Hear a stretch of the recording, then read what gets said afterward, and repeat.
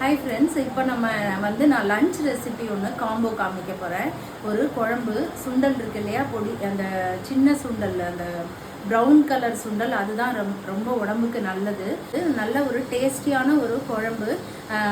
அதுக்கு தொட்டுக்க ஒரு சாலட் ஒன்று ஒரு வியூவர் கூட கேட்டிருந்தாங்க. இந்த பாசிப்பயிறு முளைக்கட்டி வச்சுருக்கேன், நீங்கள் இன்னும் சாலட் போடல அப்படின்னு சொல்லிட்டு, அதுக்கு ஒரு சாலட், இன்னொரு டைப் ஆஃப் சாலட் ஒன்று நான் பண்ணி காமிக்கிறேன். அதுவும் ரொம்ப டேஸ்டியாக இருக்கும். அந்த சாலட் நீங்கள் ஈவினிங் டைமில் கூட ஸ்நாக்ஸ் மாதிரி சாப்பிட்டுக்கலாம். உடம்புக்கு ரொம்ப நல்லது. ஆயில் இல்லாத ஒரு ரெசிபி, அது நிறைய ஃபைபர் இருக்கக்கூடிய மாதிரி ஒரு ரெசிபி. இது ரெண்டுமே நான் உங்களுக்கு இப்போ பண்ணி காமிக்கிறேன். அந்த குழம்பும் அந்த சாலடும் எப்படி பண்ணியிருக்கேன்னு பாருங்கள். இது ரொம்ப நியூட்ரிஷியஸ் ஆனது. பயரில் அந்த கொண்டக்கடலையில் நிறைய ப்ரோட்டீன் இருக்குது. அது கூட நம்ம காயும் சேர்க்கும்போது அது ஃபைபரும் அதுக்கு கிடைக்கிது. குழம்பாகவும் சாப்பிட்லாம், ரொம்ப நல்லாயிருக்கும். வெறுமனவே சாப்பிட்லாம், அந்த அளவுக்கு டேஸ்ட்டாக இருக்கும். அது நான் பண்ணி காமிக்கிறேன். எப்படி இருக்குன்னு பார்த்துட்டு உங்கள் கமெண்ட்ஸை எனக்கு சொல்லுங்கள் ஃப்ரெண்ட்ஸ். இது மார்னிங் பிரேக்ஃபாஸ்ட்டுக்கு மியூஸ்லி ஊற வச்சுருக்கேன். இதில் திராட்சை, பாதாம் எல்லாமே இருக்குது. அது கூடவே ஒரு 2 ஸ்பூன் ப்ரோட்டீன் பவுடர் போட்டு லோ ஃபேட் மில்க் ஊற்றி அதில் ஊற வச்சுருக்கேன். இதுதான் எங்களோட மார்னிங் பிரேக்ஃபாஸ்ட்டு. தூயமல்லி, கைக்குத்தல் அரிசி உங்களுக்கு நிறைய தடவை சொல்லியிருக்கேன், அதை ஊற வச்சுருக்கேன் மத்தியானத்துக்கு. இப்போது லஞ்சுக்கு நான் இந்த சின்ன கொண்டக்கடலை, இது உடம்புக்கு ரொம்ப நல்லது. உங்களுக்கு எல்லாருக்குமே தெரிஞ்ச விஷயம்.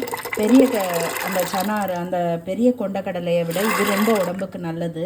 இதை நல்லா வாஷ் பண்ணிவிட்டு ஊற வச்சுருந்தேன். அதனால் இப்போ அந்த தண்ணியோடையே நான் அதை ஊற்றி இப்போது இது நல்லா ஒரு 7-8 விசில் விட்டு இதை வேக வச்சுக்க போகிறேன்.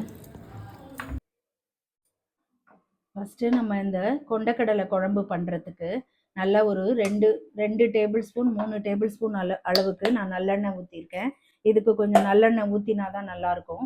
அதில் ஒரு சின்ன பெருங்காயம், கட்டி பெருங்காயத்தை போட்டுக்கிறேன்.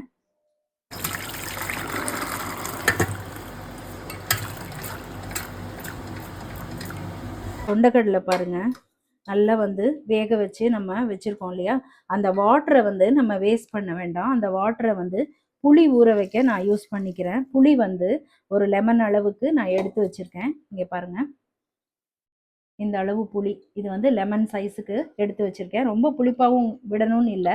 இதை நம்ம ஒரு 3/4 வாசி விட்டுட்டு பேலன்ஸை கூட நம்ம எடுத்து வச்சுக்கலாம். இது கொஞ்சம் இந்த தண்ணியிலேயே ஊறட்டும்.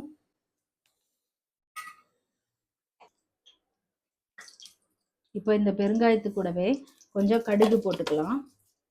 இதுக்கு நான் ஆனியன் ஒரு 10 சாம்பார் வெங்காயமும் கொஞ்சம் பெரிய வெங்காயமும் கட் பண்ணி வச்சுருக்கேன். அதையும் இது கூட போட்டுக்கலாம். கொஞ்சம் வதங்கிட்டே இருக்குது வெங்காயம். அதுலேயே நம்ம இந்த கட் பண்ணி வச்சுருக்கேன். இதில் ஒரு 2-3 கத்திரிக்காய், நல்ல வெள்ளை கத்திரிக்காய் கிடச்சிது. அந்த கத்திரிக்காய், நீங்கள் கத்திரிக்காய் நல்லதாக பார்த்து எலசாக வாங்கிக்கோங்க. குழம்புக்குள்ள நம்ம போடுற ஐட்டம்ஸை பொறுத்து தான் அந்த குழம்போட டேஸ்ட் வரும். ஒரு முருங்கைக்காய் இருக்குது, அதையும் நான் கட் பண்ணி போடுறேன். போட்டு இது ஃப்ரை ஆகிட்டு இருக்கட்டும்.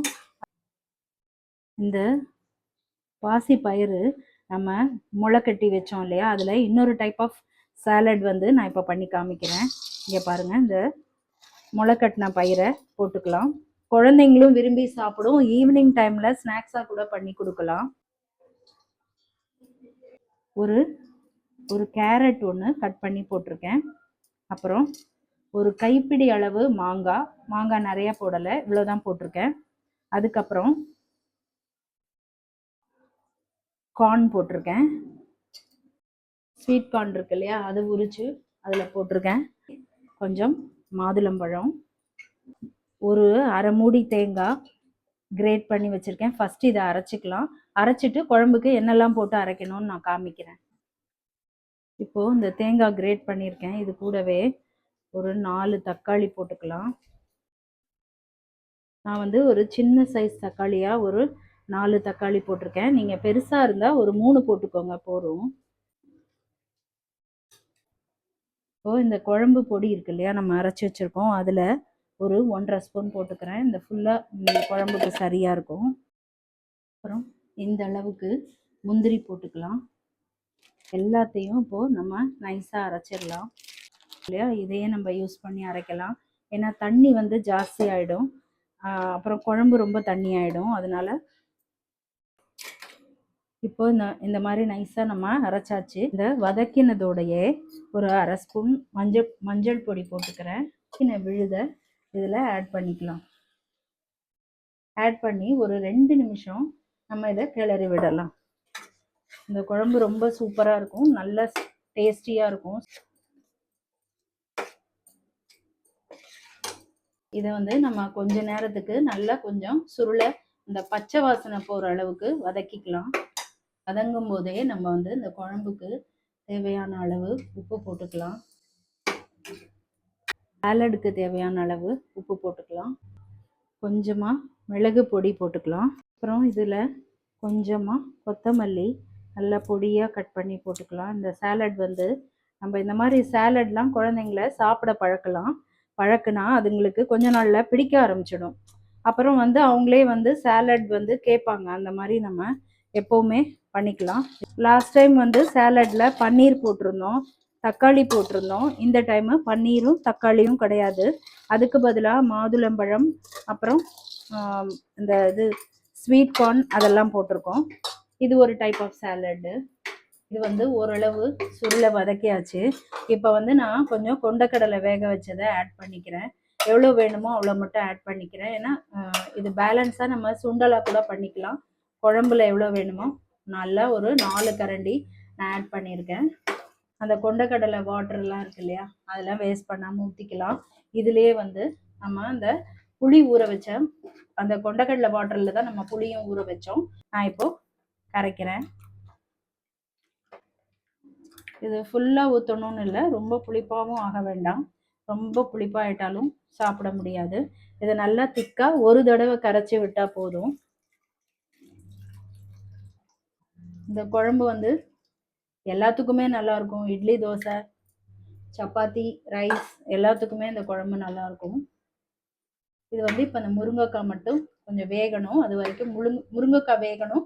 புளி வந்து பச்சை புளி வாசனை போகணும். இதுக்கு நம்ம நல்லா இதை வேக விட்டுடலாம். இதுலேயே இன்னும் கொஞ்சம் ஹாட் வாட்டர் ஆட் பண்ணிக்கலாம்.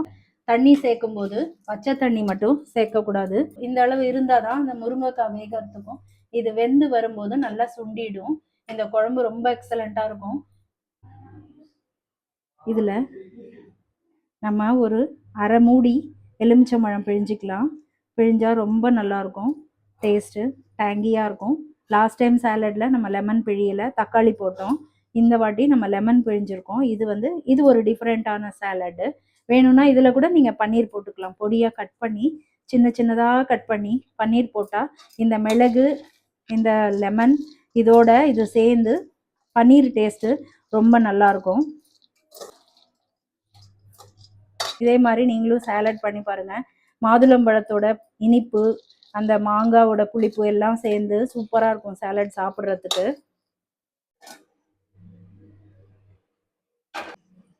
முருங்காவும் நல்லா வெந்திருக்கு.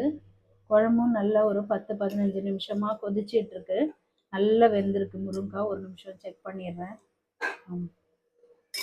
முருங்காய் கொஞ்சம் வேகணும் போல் இருந்தது, அதனால இன்னும் கொஞ்சம் நேரம் வச்சு முருங்காக வேக வச்சாச்சு. என்கிட்ட இன்னைக்கு கருவேப்பிலை இல்லை. கருவேப்பிலை இருந்தால் அதுவும் போட்டுக்கோங்க, ரொம்ப நல்லாயிருக்கும்.